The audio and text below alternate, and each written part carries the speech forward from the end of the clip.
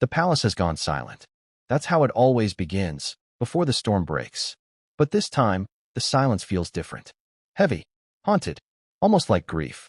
Because what just came out about Prince Harry isn't just scandalous, it's soul-crushing. Imagine this. The same man who once spoke about love, loyalty, and protecting his family has now been accused of secretly helping Meghan sue one of his own. Not an outsider, not the press, but a senior royal.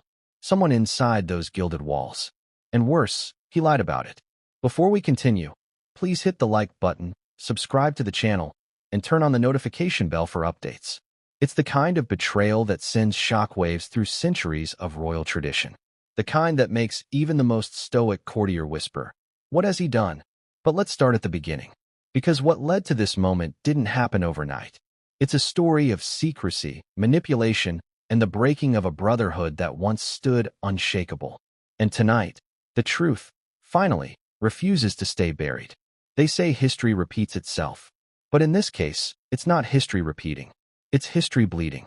Because behind closed doors, in the shadow of Buckingham's chandeliers, something unimaginable was unfolding.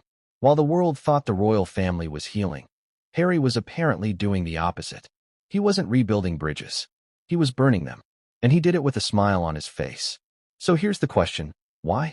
Why would Prince Harry, the son who once spoke about protecting his grandmother's legacy, secretly join hands with Meghan to target one of the very people who raised him, guided him, defended him? What could drive a prince to such a dark, irreversible act? The new documents that surfaced just hours ago point to something far deeper than simple family conflict. They hint at a covert legal operation. One meticulously crafted, quietly executed, and shockingly aimed at a senior royal rumored to be either Queen Camilla or Princess Anne. But before we dive into who was targeted, we need to understand how this began. Picture this. Months of peace talk rumors filling tabloids. Reports that Harry and William were reconnecting, that Charles was opening his heart, that Meghan was ready to move forward. But behind those headlines, something else was happening. Something invisible. While public smiles were exchanged, private strategies were being written. And in one encrypted message, now leaked to the press, Harry allegedly provided key legal support to Meghan's team, even as he was publicly calling for royal unity. A contradiction so shocking that even longtime aides were left speechless. Was it love? Was it loyalty? Or was it something darker, a shared vendetta? The truth, it seems, lies somewhere in between. Because Harry wasn't just a husband standing by his wife. He was also a prince torn between blood and bond. And for the first time, he chose the bond. The consequences? They've just started. Let's rewind to when this fracture first began to form. Back then, Harry's relationship with his brother William was already fragile, yet hopeful. The brothers were seen laughing together at a charity event, a brief moment of normalcy. But according to one insider, that laughter was the last calm before the storm. In those very weeks, Meghan had allegedly begun consulting legal experts on matters tied to defamation and personal damage caused by individuals within the royal institution. That phrase, individuals within the royal institution, has now become the most dangerous line in the monarchy's legal history. Because what started as a conversation about reputation quietly morphed into an investigation into behavior that could implicate senior royals. And Harry, sources say, knew exactly what was happening. He wasn't just aware. He was involved. That's the devastating part. Because even after stepping back from royal duties, Harry still held influence, contacts, legal awareness, and insider information that could be weaponized. And now, according to leaked exchanges, he allegedly used it. He provided context, insight, and personal backing to help Meghan build her case. He wasn't fighting for reform. He was fighting for retribution. And he did it while telling the world he wanted reconciliation. The contradiction cuts deep, doesn't it? How can someone preach peace while preparing for war? That's the question tearing through royal circles tonight. Because this isn't just about lawsuits, it's about legacy. If the claims are true, Harry's actions may have violated a private royal code. Never expose the family to internal legal confrontation. Never turn the crown into a courtroom. And yet, that's exactly what seems to have happened. Let's take a moment to visualize this scene. The royal family, gathered for a quiet private dinner weeks ago. Cameras off. Tension thick. King Charles seated at the head of the table, his expression somber. William, stoic but visibly restless. Camilla, silent, avoiding eye contact. And then, a staff member hands Charles a sealed envelope. Inside it, the evidence. Emails, legal drafts, signatures, all hinting that Harry had been corresponding with a law firm representing Meghan in her ongoing dispute. The same Harry who, just days earlier, had told the press he was focused on healing. Imagine that moment. The disbelief. The heartbreak. The father realizing his son had chosen secrecy over sincerity. William clenching his fists, muttering under his breath. Camilla pushing back her chair and leaving the room without a word. It wasn't just a document. It was a wound. And when the news broke internally, William's fury reportedly erupted. "You're a backstabber," he said to have shouted during a private confrontation. "A dirty piece of shirt." Harsh words, yes. But in that moment, they came from a place of raw, unfiltered betrayal. The kind of pain that only a brother could feel. Because William didn't just lose trust in Harry that night. He lost the illusion that there was still a family left to save. Think about that. Two boys who once walked behind their mother's coffin, united by grief, now divided by deception. What could be more tragic? And yet, it's not over. Because the palace, known for its restraint, did something unusual this time. It didn't rush to deny. It didn't issue a no comment. Instead, silence fell again. The kind of silence that confirms everything without saying a word. Royal correspondents have called it the most emotionally charged crisis since the Queen's passing. But insiders claim this might go even deeper, because it isn't just about betrayal. It's about strategy. Harry's alleged role wasn't an accident. It was deliberate, thought out, timed. And the target? A senior royal whose public image carries enormous symbolic weight. If it was Camilla, the blow is personal to Charles. If it was, and it's a challenge to the institution itself. Either way, the palace feels cornered, and Harry may have crossed a line from which there's no return. Now let's ask the hard question. Could Harry have done it out of guilt? Maybe he felt Meghan was wronged, mistreated, silenced. Maybe he thought taking this route was the only way to achieve justice. But if so, why hide it? Why not stand proudly beside her and own the decision? Because secrecy changes everything. Secrecy turns advocacy into betrayal. And when you lie about something this big, you don't just lose your family, you lose your credibility. That's the tragedy playing out in front of the world right now. Not a prince fighting for truth, but a man caught between two loyalties and slowly destroying both. In recent hours, reports claim Harry is heartbroken over how the revelation unfolded. Friends say he never meant to hurt anyone, that he was just trying to help. But as one palace aide bluntly put it, intentions don't erase betrayal. Even King Charles, ever the diplomat, is said to be deeply shaken. For a monarch who has endured decades of scandal, this feels personal. Because this isn't the press twisting a story. This is family. This is blood. And perhaps the most painful part is that everyone saw it coming, just not like this. So where does that leave the royal family now? At a crossroads of heartbreak and consequence. One side demanding accountability, the other clinging to the last thread of reconciliation. Royal watchers predict an official response could arrive within days, a carefully worded statement, perhaps referencing private family matters and respect for due process. But make no mistake, behind those polite words will be anger, sorrow, and a reckoning years in the making. Because this isn't just about a lawsuit. It's about a betrayal that may have forever fractured the House of Windsor. And yet, we're still only at the beginning. Because what happens next might make everything that's come before look small.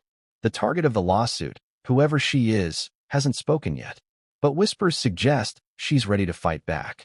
And when she does, the truth about what Harry really did could destroy everything. Because if you think this story is about a lawsuit, you're wrong. It's about loyalty. It's about power. It's about how far someone will go for love, and how much that love can cost. And as of this moment, the royal family's heartbreak has only just begun. Because what comes next will change everything. And no one saw it coming. The world saw smiles. Carefully staged, camera-ready smiles. The kind that could convince anyone that the royal wounds were healing, that time and distance had softened the blows of betrayal. But behind those flashes of reconciliation, something darker was brewing. something that would explode into the most heartbreaking royal revelation in decades. Because in reality, what looked like peace was nothing more than prelude. A silence before impact. The calm before the storm. It began with a reunion. A photo opportunity that was never meant to happen, yet was orchestrated to perfection. The brothers, side by side again. William and Harry, dressed sharply, smiling politely during a charity event for mental health awareness. Meghan, poised and luminous nearby, waving to the cameras with that trademark confidence. The crowd cheered. Headlines declared a new beginning. But if you looked closely, just behind those smiles, the eyes told another story. William's glance was sharp, guarded. Harry's was restless, searching. Meghan's? Calculated, confident. No one knew it then.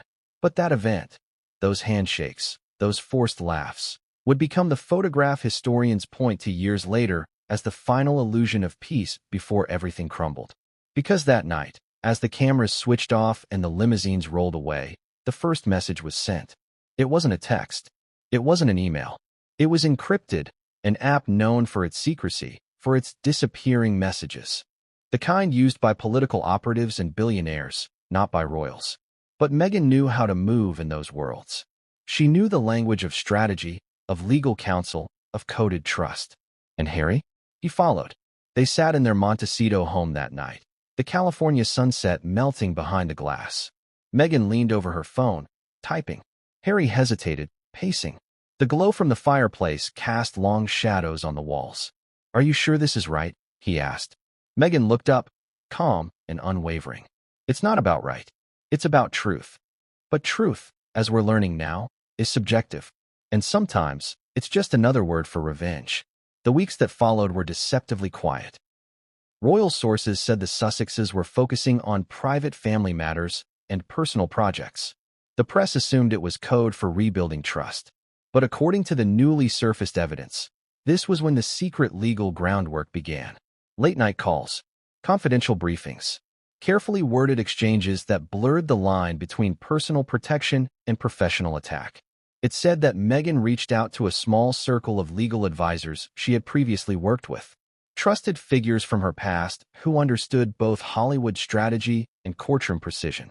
She reportedly wanted to explore options regarding continued defamation and reputational harm from within royal circles. The phrasing was deliberate, broad, non-committal, yet sharp enough to suggest intent. And somewhere in those discussions, Prince Harry's name appeared, not as a bystander, but as a collaborator. He provided background context, descriptions of conversations, patterns of behavior. He became her inside source. And all the while, the palace thought he was on the path to reconciliation. Imagine being in William's shoes at that time, reaching out to your brother, trying to mend a bond fractured by years of tension, only to find out later that those very months of communication were being used against your family. William had always believed that time could fix anything, that one day, Harry would come around. He had no idea that the man he was opening up to might already be working on something behind the scenes, something that could destroy the fragile foundation left between them. Because even as William invited Harry to discuss healing, Harry was feeding information that would soon appear in confidential documents. Was it conscious betrayal? Or blind loyalty to Meghan? Maybe both. Maybe neither. But what's undeniable is that every conversation, every olive branch, was now tainted. Then came the call that changed everything. According to one insider, it was around midnight in Montecito when Harry received a message marked urgent. The sender? A legal contact known to be tied to Meghan's advisory network. The message reportedly contained details about a potential claimant of interest. That claimant, according to leaks, was a senior royal. The kind of person untouchable by the press, revered by the public, protected by the palace. And that's when Harry made his fateful choice. He could have walked away. He could have told his family, faced the fire, taken the hard but honest road. Instead, he sent a reply. A single sentence that would come back to haunt him. Use what you need. Just don't let it trace back. 7 words. 7 words that could bring down a legacy centuries old. Meanwhile, inside Buckingham Palace, life went on as usual. Public events, photo calls, garden parties. But the energy had shifted. Even the staff could feel it. Rumors began to swirl. of missing files, of intercepted messages, of whispers between courtiers about something off. Charles noticed it first. He reportedly confided to a close friend, "There's a chill in the air I can't name." He didn't know it then, but that chill had a name. It was betrayal, and it was already inside the gates. While the palace carried on, Harry and Meghan were laying bricks for their secret legal path. Every step hidden behind PR gloss and public empathy. They played their parts beautifully. Harry talked about mental health and forgiveness. Meghan spoke about growth and grace. It was the perfect misdirection, because no one suspects the couple calling for unity to be the ones preparing for war. That's the tragedy of manipulation. It often wears the mask of sincerity. And so the world applauded their supposed healing journey, unaware that every smile was concealing another document drafted, another email sent, another piece of ammunition added to Meghan's case. The most haunting part? Harry believed he was doing the right thing. That's what insiders keep saying. He thought he was protecting her, one close friend revealed. He convinced himself that helping Meghan was the same as protecting her from harm. But what he didn't realize was that the deeper he got involved, the less control he had. Because this wasn't just about legal defense anymore. It was about leverage, power, revenge cloaked in justice. And when love and pride collide, someone always ends up bleeding. Fast forward to the days leading up to the leak. The palace was preparing for an upcoming royal engagement. William and Kate were set to represent the crown abroad. Charles was focused on environmental initiatives. Everything seemed ordinary, until a royal aide received a tip, an anonymous message. No name, no signature, just a link. Inside that link were copies of digital correspondence, emails and attachments that hinted at Harry's involvement in Meghan's private legal efforts. Some even referenced specific palace figures, described in language that was unmistakably personal. The aide froze. He read the words again, then again. The realization hit like thunder. A senior royal had been named, and Harry's fingerprints were all over it. He took the documents to his superior. Within hours, they reached Charles. And in that moment, the calm shattered. Charles was said to have gone pale. He didn't raise his voice. He didn't demand answers. He simply stared at the papers in silence, his hand trembling as he turned each page. The betrayal was clear. And yet, so was the heartbreak. Because this wasn't a stranger or a politician, it was his son. His beloved, troubled, complicated son. The one he'd spent years defending in private. The one he'd hoped would someday come home. Now, that hope was dissolving in front of him, inked in digital black and white. That evening, a private meeting was called. No advisors. No press secretaries. Just family. William arrived first, tense and unreadable. Camilla entered quietly, saying nothing, her face drawn tight. Then Charles, holding the folder in his hands like it weighed 1,000 pounds. They sat in silence until William finally spoke. "Is it true?" he asked. Charles didn't answer. He simply slid the folder across the table. William read it, page after page. His jaw clenched tighter with each word. And when he finished, he stood. His voice broke as he said, "He's crossed the line. This time, there's no going back." Camilla turned away. Charles whispered, "He's still my son." But William shot back, "He's the one who made that choice." No one spoke after that. The silence said everything. Outside, the rain had started. Lightning illuminated the palace roof. And somewhere thousands of miles away, in a Californian mansion, Harry sat unaware that his secret had begun to unravel. He thought the storm hadn't reached him yet. But in truth, it was already overhead. Because once the evidence surfaced, there would be no more pretending. No more photo ops. No more carefully curated narratives about healing. The illusion was over. So yes, the world saw smiles. They saw the calm. They believed the fairy tale. But what they didn't see was the truth behind the curtain. The deceit, the desperation, the choices that would set an entire dynasty on fire. And as Buckingham Palace prepares to confront what's been uncovered, one thing is certain. The storm has begun. And when it hits, not even the crown will be able to withstand what comes next. Because the next revelation, the one waiting just behind this, will rip open everything we thought we knew about who Harry betrayed and why. What's about to emerge won't just shake the monarchy. It'll rewrite its history. And no one, no royal, no advisor, no son, is ready for that. The first email didn't look suspicious. At least, not at first glance. It was clean. polite, almost bureaucratic in tone. But beneath the surface, it carried a weight that could fracture the monarchy itself. It was sent from an address in California, one linked to Meghan's private network of advisors. The subject line read, "Preliminary Inquiry, Confidential Legal Framework." The recipients? A small circle of trusted legal strategists, including one name that royal investigators would later recognize as connected to high-profile media lawsuits. And copied at the bottom, using an encrypted relay server, was Prince Harry. That was the beginning of the secret legal plan. A plan that would pull Harry deeper and deeper into a web of deceit he couldn't escape from. A plan so covert, so carefully designed, that even the palace's tightest security teams failed to detect it for months. But what was this plan really about? And who was its true target? That's where the story takes its sharpest turn. According to insiders familiar with the leaked files, the plan began as a protection strategy for Meghan. Her team, frustrated by what they described as ongoing institutional hostility, wanted to explore legal ways to hold certain royal figures accountable for defamation and character sabotage. That phrase, character sabotage, appears repeatedly in the documents. It wasn't a lawsuit yet, but it was a seed. Meghan had always understood how narratives worked. She'd fought the tabloids, mastered the art of PR, and turned herself into a global figure of empowerment. But the one battlefield she hadn't conquered was the institution itself. And she believed she couldn't win that fight with interviews or podcasts. She needed something stronger, something with teeth. And so, the plan was born.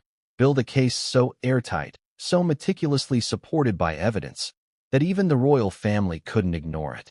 But here's where it gets complicated, because Meghan wasn't doing this alone.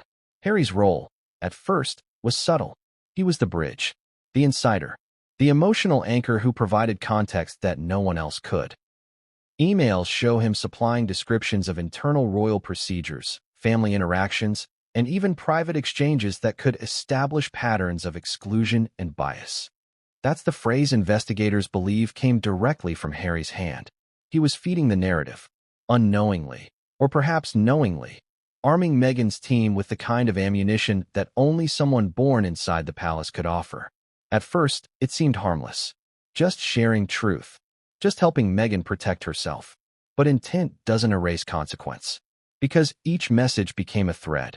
And when those threads were woven together, they formed a noose. So how did it escalate?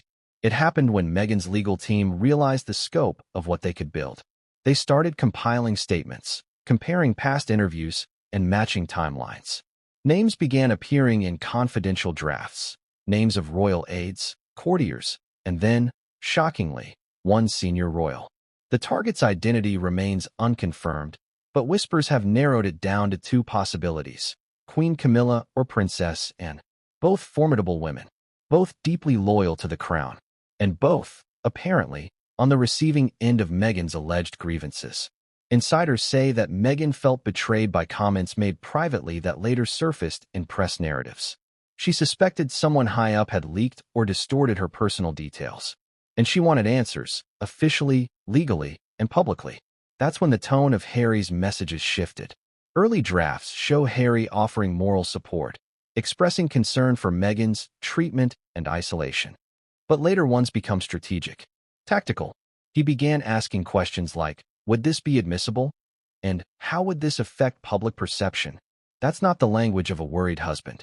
That's the language of someone planning a case. And then came the message that investigators now call the smoking gun. A single line, buried deep in a thread of correspondence. Ensure her name stays clear, especially if we move forward against internal sources. That word, internal, is what changed everything. Because it meant the lawsuit wasn't about the press anymore. It was about the family.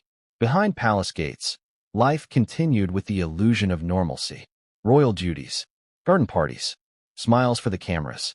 But Harry's behavior had changed. Staffers recall him being distracted during calls, missing scheduled appearances, avoiding direct contact with senior aides. One former assistant described him as constantly checking his phone, as if waiting for something. That something was progress, updates, legal movement. And Meghan, according to sources close to her, grew increasingly confident. She started using phrases like accountability and truth will come out. Her tone shifted from cautious to commanding. Because the deeper Harry went, the stronger her case became, and the weaker his relationship with the crown grew. But why risk everything?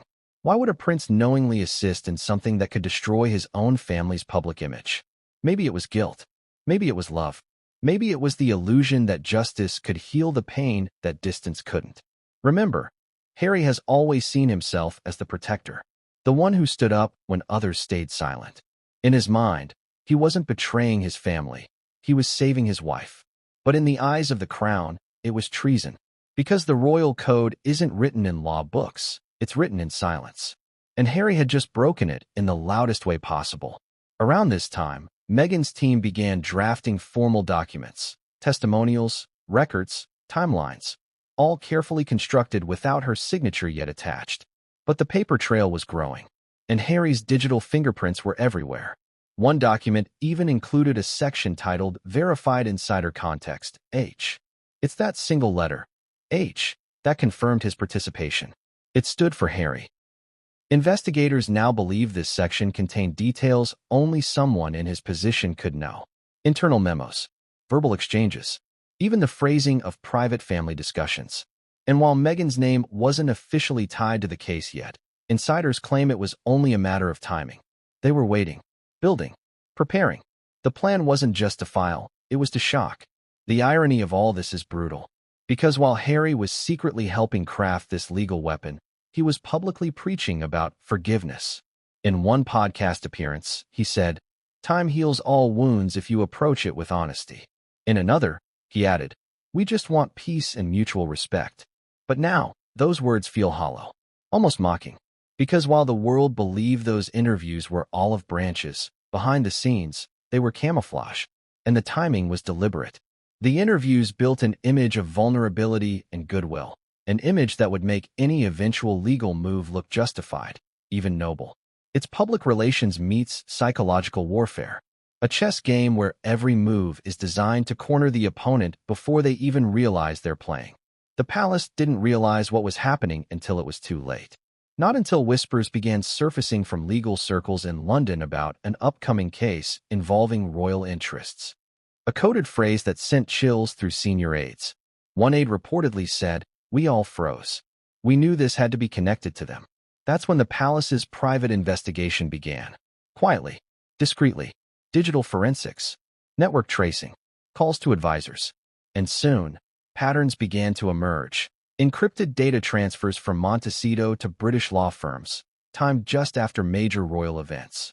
Harry had left a trail. He thought he'd covered his tracks, but he hadn't. Because even in secrecy, the truth always leaves fingerprints. By the time the investigators compiled enough evidence to present to King Charles, the damage was already done. The plan was real. The involvement was undeniable.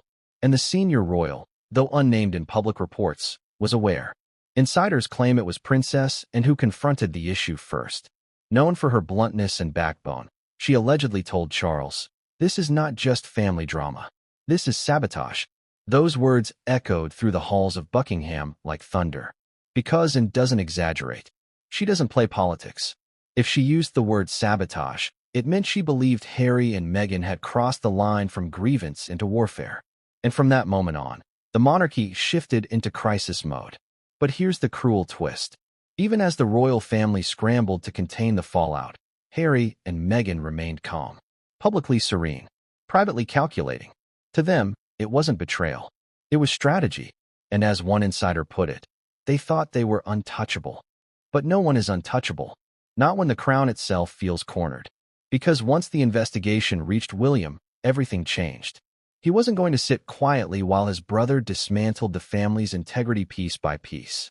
He wanted answers, and confrontation was inevitable. And that's where the next chapter begins. The confrontation, the explosion, the night when William learned the full truth and stormed into that room shouting words that would echo through palace history. "You're a backstabber, a dirty piece of shirt." But that's just the surface of what really happened that night. Because what William said wasn't the most shocking part. It's what Meghan was doing during that argument that left the palace reeling. Because unbeknownst to everyone in that room, she wasn't just listening. She was recording. And that secret recording, still unreleased, may hold the key to the entire scandal. But what came next would change everything. And no one saw it coming. The name. That single name buried deep inside a stack of confidential documents was the spark that turned quiet suspicion into roaring fury. The moment it was read aloud in the private meeting, the air in Buckingham Palace turned electric. Every heartbeat slowed. Every breath was held. Because the senior royal that Meghan and Harry had allegedly targeted was not some distant relative or obscure advisor. It was one of the most powerful women in the royal circle. Depending on who you ask, that name was either Queen Camilla or Princess Anne. And though the palace has refused to confirm it, the tone of the royal response and the emotional tension that followed suggests that the target was not just symbolic. It was personal, because whether it was the Queen Consort or the Princess Royal, both represent pillars of the monarchy, and both had relationships with Harry that once carried genuine warmth. So how did those bonds turn into battlegrounds? And why would Meghan and Harry choose to go after either of them? That's where this story moves from scandal to tragedy. Let's start with Camilla. To understand why she might have been the focus, you need to understand the quiet undercurrents inside the royal family since Harry's memoir. In Spare, Harry described Camilla as dangerous, calculating, and willing to sacrifice others to rehabilitate her image. It was one of the most explosive parts of the book, a line that stung Charles deeply and fractured what little trust remained between father and son. But what most people didn't know was that after the book's release, private discussions were held behind palace doors. Charles and Harry were reportedly trying to repair their relationship, but Camilla refused to attend those meetings. According to one palace insider, her absence was her message. She wanted no part of reconciliation if it meant entertaining further humiliation. Now imagine Meghan and Harry, living thousands of miles away, isolated, paranoid, and convinced that Camilla had fed information to the tabloids. That suspicion became fuel. Emails between Meghan's advisors allegedly contained phrases like consistent character briefings and pattern of narrative distortion, phrases that investigators now believe referred to Camilla's press influence. If those assumptions are true, Meghan saw her as the architect behind many of the leaks that painted her as difficult, manipulative, or entitled. And in Meghan's mind, that wasn't just unfair, it was unforgivable. But then there's the princess in theory, arguably even more explosive, and is known for her bluntness. She's the one royal who never plays to the cameras, who doesn't mince words, and who carries a kind of quiet, old-school power that no one dares challenge. She's also been deeply loyal to the late Queen's philosophy: duty before self, silence above spectacle. Now, reports have surfaced that Meghan once felt dismissed and looked down upon by and during her early days in the royal household. And, ever the realist, allegedly warned Harry in private that Meghan would struggle with the life she was entering. Those comments, meant as concern, were apparently taken as insult. From that moment on, according to one aide, Meghan never trusted Anne again. If Anne was the target of the secret legal plan, the motive wasn't only legal, it was emotional, personal, the kind of deep resentment that festers over years of perceived disrespect. So which one was it, Camilla or Anne? Insiders are divided, but both possibilities lead to the same devastating conclusion. Harry and Meghan's alleged legal maneuvering wasn't just about self-protection. It was about revenge cloaked as justice. And Harry? He wasn't just complicit, he was essential. Because as shocking as it sounds, many of the internal communications that supported Meghan's supposed claims came directly from him. One leaked message, dated months before the story broke, reads, "She shouldn't be allowed to ruin people and walk away unchallenged." No one knows if he meant Camilla or Anne, but the sentiment is clear. Harry wasn't neutral. He was taking sides, and that side wasn't the Crown's. When the evidence reached William, his reaction was volcanic. He stormed into his father's study late one evening, shaking with fury. "Tell me it's not true," he demanded. Charles tried to calm him, tried to find the right words. But when William saw the name in black and white, when he realized which royal his brother had helped Meghan target, he exploded. "You're a backstabber. A dirty piece of shirt," he shouted in front of stunned aides. "You think she's worth destroying your own family for?" It wasn't just anger, it was heartbreak disguised as rage. William, who had defended Harry countless times in the press, who had tried to bridge every gap, now saw his brother as an enemy.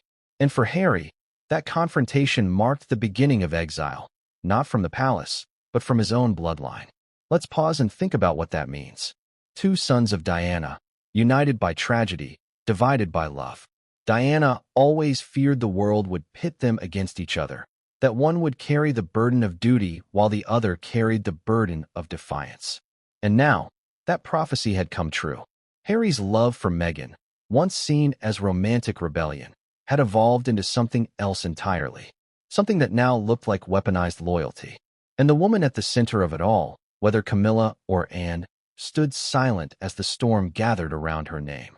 Neither spoke publicly, neither broke royal protocol, but insiders say both were deeply wounded.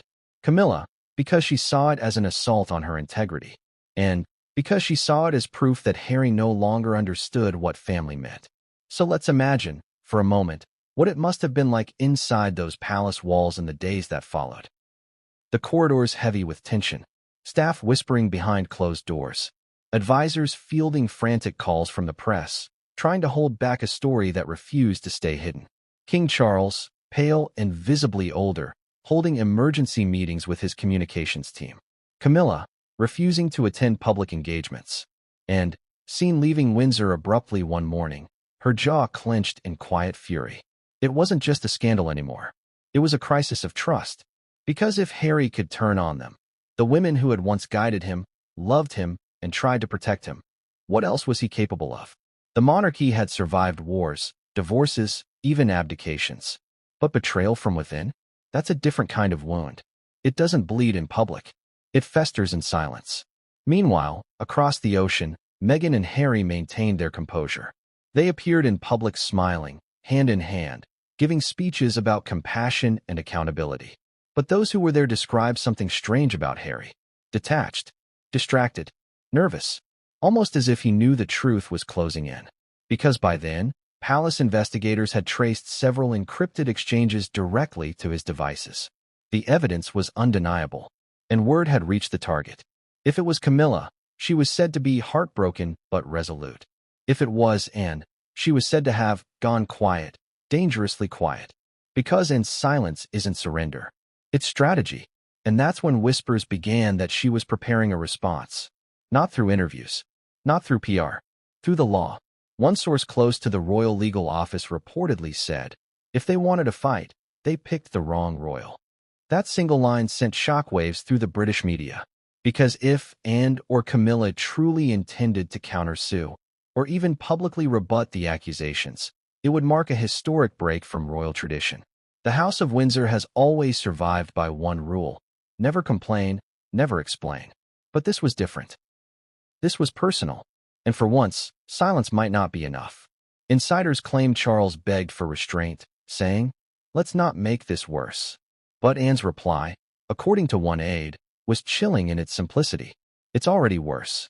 While the world speculated, Harry found himself trapped in an impossible position. He couldn't undo what he'd already done. He couldn't distance himself without exposing Meghan. And he couldn't confess without detonating the last remnants of his relationship with the crown. So he stayed quiet. And the silence became its own confession.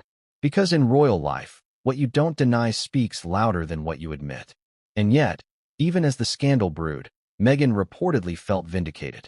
She always believed truth was her weapon, one Hollywood contact said. She felt she had every right to defend herself, no matter who stood in the way. But what she may not have realized was that this wasn't just a battle of truth. It was a war of perception. And perception is what the crown protects best. Every headline, every whisper, every gesture now mattered. And the palace was preparing for the next phase. Not retaliation, but revelation. Because they had something Meghan and Harry didn't know about. Something buried deep in the palace archives. Something that could dismantle the entire narrative they'd built. And that secret, when uncovered, would ignite the next explosion in this royal saga. Because the moment that file came to light, it exposed not just what Harry had done, but how far Meghan had gone to make sure no one could stop her. And what came next would change everything. And no one saw it coming that it was just past midnight when William's phone buzzed. He almost ignored it. He'd been trying to sleep for hours, but his mind wouldn't rest. Ever since the whispers began, ever since he'd heard fragments of what Harry had allegedly done, Something inside him had been twisting tighter and tighter. But this message wasn't a rumor. It was a link, and the subject line read, "You need to see this." When he opened it, the air in his chest froze. There, laid bare before his eyes, were copies of emails. Not tabloids, not gossip columns, actual internal messages, time-stamped, detailed, undeniable. And attached to one of them was a PDF file titled Draft Statement, Confidential. Inside, a section header that made his stomach drop, support from the Duke of Sussex. It was real. Harry hadn't just known about Meghan's legal actions, he'd actively supported them. William scrolled down, his heart hammering. Each line felt like a betrayal carved in ink. Notes, directives, and references that only someone inside the family could have provided. Harry's voice, Harry's phrasing. He read the words again and again, hoping it was some cruel trick. But the writing style was unmistakable. The idioms, the tone, the emotional fingerprints, they all belonged to one man, his brother. And then came the final blow, a short email reply from Harry himself. 7 words. Use what you need. Just don't let it trace back. That was it. The line that shattered everything. William didn't think. He didn't plan. He just moved. He threw on a jacket and stormed through the corridors of Kensington Palace, his footsteps echoing like gunfire. Staff called after him, but he didn't respond. His only thought was get to my father. By the time he arrived at Clarence House, Charles was still awake, surrounded by papers, pale from exhaustion. "William," he said softly, startled by the sudden entrance. "What on earth?" But William didn't answer. He slammed the printed email onto the desk. "What's this?" Charles looked down, his eyes scanning the page slowly, painfully. And then he sighed, the kind of sigh that carries years of disappointment and heartbreak. "It's true," he murmured. "I was going to tell you in the morning." That single sentence snapped something inside William. "What do you mean it's true?" His voice trembled, not from weakness, but from a fury too raw to hide. Charles tried to explain. "We're still confirming the details. There's a chance it's being." "Don't you dare defend him," William interrupted, his voice sharp enough to cut glass. "Not after this. Not after everything we've done to keep this family together." He began pacing, his fists clenched. "Do you realize what he's done? He's handed her weapons. He's feeding her information about us. About Mum's legacy. About—" Charles closed his eyes. "He's still your brother." That stopped William cold. He stared at his father for a moment, disbelief washing over his face. "No," he said quietly. He was. The tension in the room was unbearable. Charles, ever the diplomat, tried to maintain composure, but his voice cracked. "William, he's lost. You know that. He's under pressure." "Pressure?" William snapped. "We've all been under pressure. You think Mum wasn't under pressure? You think you weren't? We didn't turn on the family. We didn't sell them out." Charles lowered his head, unable to meet his son's eyes. The truth was, he didn't know what to do anymore. He'd spent years defending Harry, believing his youngest son would eventually return. But now, seeing the pain in William's face, he realized the damage was irreversible. William's anger was righteous, but beneath it was heartbreak. Because beneath the fury, all he really wanted was his brother back. He left the room without another word, stormed down the corridor, and when the staff saw him coming, no one dared speak. Minutes later, he was in his car, speeding through the dark streets of London, heading straight for Frogmore Cottage. The guards at the gate tried to stop him, but he waved them off. "I'm not here as the heir. I'm here as his brother." He didn't even knock. He burst through the door, his voice booming before the lights were fully on. "Harry!" Inside, Harry looked up from his laptop, startled. Meghan appeared in the hallway, wrapped in a robe, her expression unreadable. "William, it's late," Harry began. "Late?" William cut him off. "You think time matters when you've just stabbed your family in the back?" Harry froze. "What are you talking about?" "Don't play stupid," William spat. "I've seen the emails. I know everything. You helped her. You lied to us. To me. To Dad." Harry's face went pale. "That's not true." "Oh, it's not." William held up the printed copy, shaking it in front of him. "Then explain this. Explain, use what you need. Just don't let it trace back." "What does that mean, Harry? What does that mean?" Harry's eyes flickered to Meghan, who stood quietly in the background, her expression carefully composed. "Will, you don't understand." "I understand perfectly," William said, his voice shaking with rage. You've become her shield, her soldier, her pawn. You've forgotten who you are. Harry tried to step forward. That's not fair. Fair. William's voice broke. Do you think it was fair when you abandoned us? When you dragged our names through the mud? When you turned your grief into profit? Harry's silence was his answer. Then came the line that would echo through every whisper, every headline, every retelling of that night. You're a backstabber, William said, his voice low, trembling. A dirty piece of shirt, and you've made Mum's memory a weapon. Harry's face twisted in pain. Don't you dare bring her into this.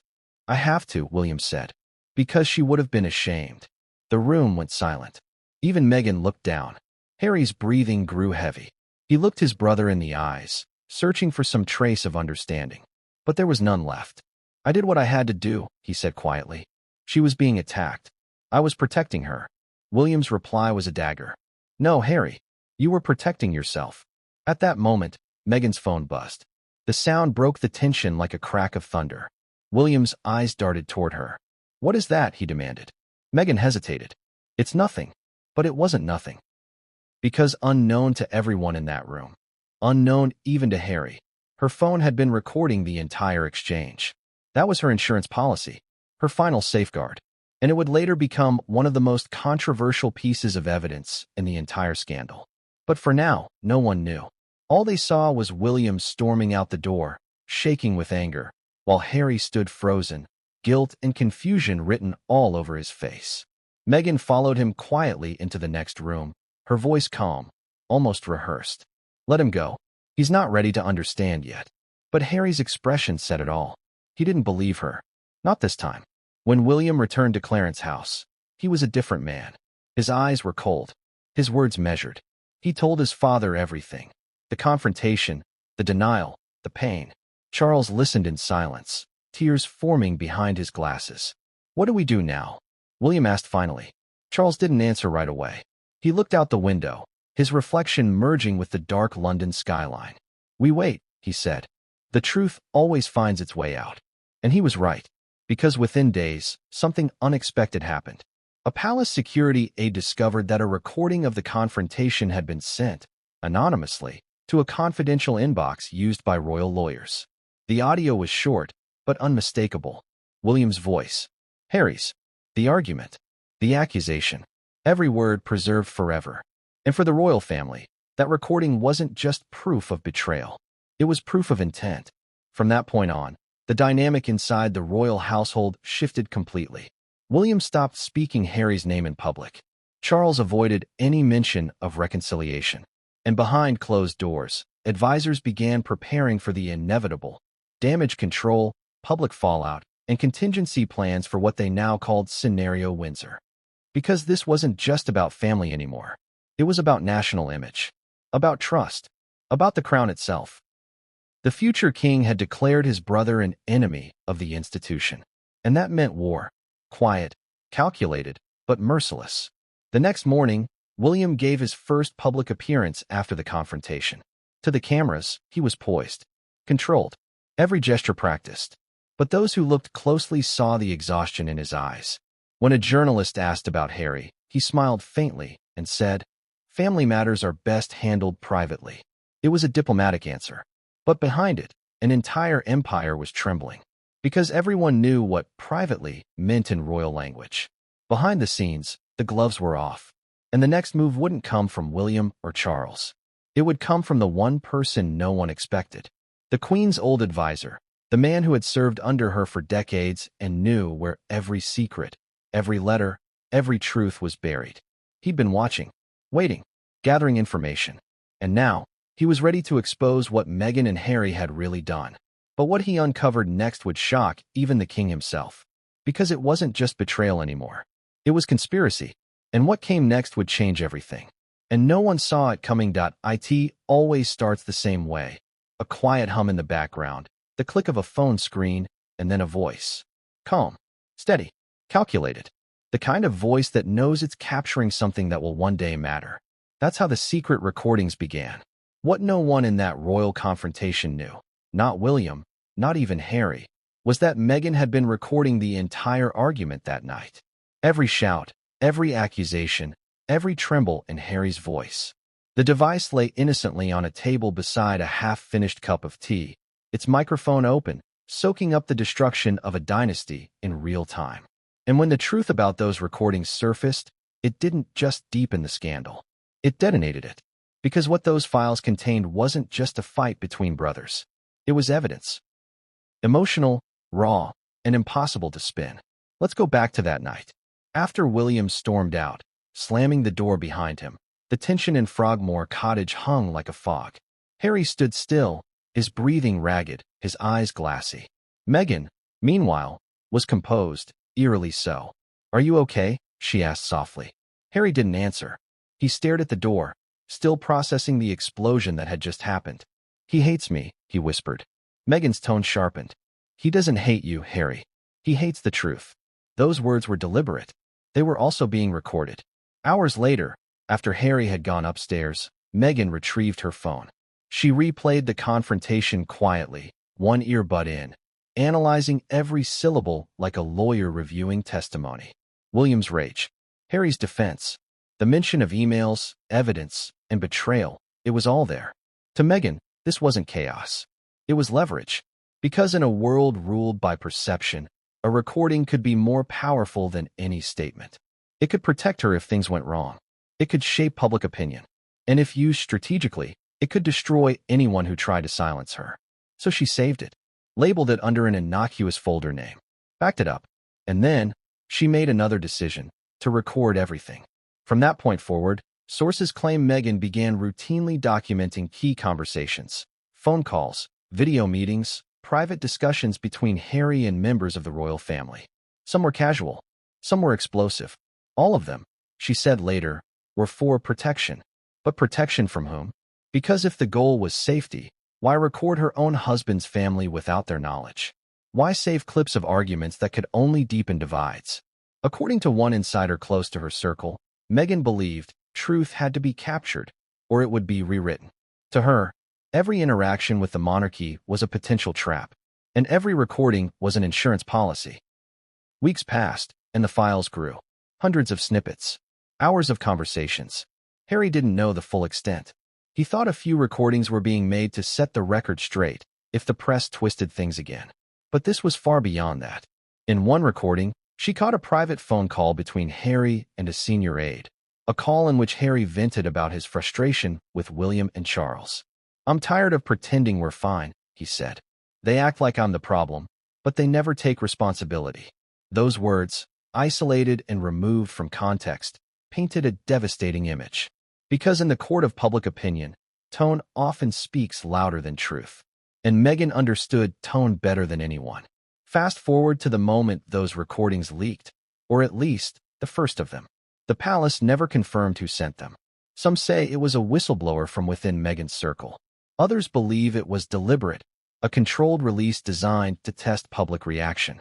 But however it happened, a short, 37-second clip reached royal investigators. It began with William shouting, "You're a backstabber." Then Harry's voice, shaky, "You don't understand. I had to protect her." And Meghan's calm reply in the background, "He's not ready to see it yet." 3 voices. One night. A lifetime of damage.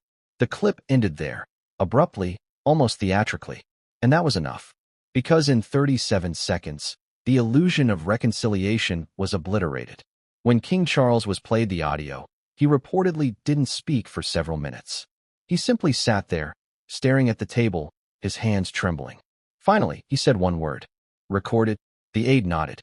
Charles leaned back, looking as if the weight of the crown itself had just doubled. "Dear God," he whispered, "they recorded us." That was the moment the royal family realized they weren't just dealing with betrayal, they were dealing with surveillance. Every word, every private call, every attempt at peace might have been captured, stored, and ready to resurface at any moment. And that fear, that haunting, invasive fear, spread through Buckingham like wildfire. Behind closed doors, crisis meetings began. Security teams were called in. Devices were checked for hidden software. Protocols were rewritten. It was as if the royal family had entered an invisible war, one fought not with soldiers, but with files. William, meanwhile, was livid. He reportedly told advisors, "She's turning this into a courtroom drama." She wants to blackmail us into silence. But Charles, ever the pragmatist, urged caution. If we accuse them publicly, he said, we only confirm what she wants, that we're afraid. The irony, of course, was that they were afraid. Because if Meghan truly possessed hours of recorded evidence, who knew what might surface next? A private call with Charles? A conversation about succession? Something that could embarrass the institution at its very core? No one could be sure. And uncertainty is the crown's greatest enemy. Meanwhile, across the Atlantic, Meghan was calm. Publicly, she said nothing. But her silence spoke volumes. Harry, however, was unraveling. He felt the tension from both sides, his family furious, his wife composed, and himself trapped in the middle. At one point, he reportedly confronted Meghan. Why did you record that night, he asked. Her response was ice cold. Because they'd have denied it, Harry. Just like they always do. He didn't argue. He just stared at her, realizing, perhaps for the first time, that the woman he loved and the institution he left were now locked in a war that couldn't be undone. And he was the battlefield. When the existence of more recordings was leaked to the media, the press went feral. Headlines screamed, "Royal betrayal. Secret tapes recorded by Duchess." Inside the night, the Windsors fell apart. Palace in panic. Audio proof of family feud. Every network wanted a piece of the story. Every journalist wanted a quote. But the palace stayed silent. No denials. No confirmations. Just that suffocating, calculated silence. And that silence only fueled the speculation. Because in the absence of answers, people build their own truths. Behind the scenes, however, something else was happening. An old royal advisor, one who had served under the Queen for decades, began piecing together a timeline. He'd seen scandals come and go, but this one was different. He started analyzing every leak, every rumor, every timeline discrepancy. And slowly, he began to see a pattern, one that suggested the recordings weren't random acts of protection. They were steps in a larger plan, a strategy. Because each recording, each leak, each headline served a purpose. Weaken the monarchy's moral authority, amplify Meghan's image as the truth teller, and push Harry deeper into emotional isolation. And if that pattern was correct, then this wasn't just betrayal. It was orchestration. That realization chilled the palace to its core. Because for the first time, they weren't facing an external enemy. Not the press, not the politicians, not public opinion. They were facing one of their own. Someone who knew how they operated. Someone who understood the code of silence and how to weaponize breaking it. And so, a decision was made. The old advisor would go public. Not immediately, not with anger, but with precision. He would release evidence that countered Meghan's narrative. Evidence the world hadn't seen yet. Evidence that would expose the truth behind the truth. And what he uncovered would shake not just the royal family, but the entire world's perception of it. Because within those same recordings Meghan thought she controlled, there were moments she didn't anticipate. Snippets where her own words betrayed her intent. Lines that hinted at manipulation, calculation, even deception. And once those parts were revealed, everything would change. Because the truth about those tapes wasn't that they destroyed the royal family. It's that they revealed who was truly pulling the strings. And what came next would change everything. And no one saw it coming. There are men who serve the crown out of duty, and then there are those who serve it out of devotion. The man at the center of what came next, an aging royal advisor named Sir Geoffrey Rainsford, belonged to the latter. For over 40 years, Sir Geoffrey had been the quiet guardian of palace order. A man who never spoke to the press, never sought attention, and never broke protocol. He had worked under Queen Elizabeth II herself, witnessing every scandal, every whisper, every public storm. He'd seen politicians rise and fall, reputations burn and rebuild. But this was different. Because this wasn't a media issue. It wasn't a political maneuver. It was treason wrapped in tears. When the Queen passed, Geoffrey had promised King Charles one thing. I'll protect the institution, whatever the cost. And now, that cost had come due. The palace was in chaos. Whispers about the secret recordings had spread like wildfire. Trust was eroding. Even senior aides avoided leaving personal phones unattended. Every conversation carried the same haunting question. Was it recorded? Charles's confidence in his staff was breaking. William's patience was gone. And in that void of fear and fury, Sir Geoffrey stepped forward quietly and said, Your Majesty, allow me. Charles frowned. Allow you to do what, Geoffrey? To find the truth. Those 4 words changed everything. Because when the crown is under siege, it doesn't rely on lawyers or politicians. It relies on the shadows. And Geoffrey was the shadow who'd seen too much to ever be fooled. He began with what he knew best, patterns.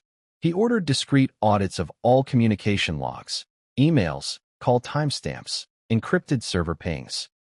And what he found was shocking.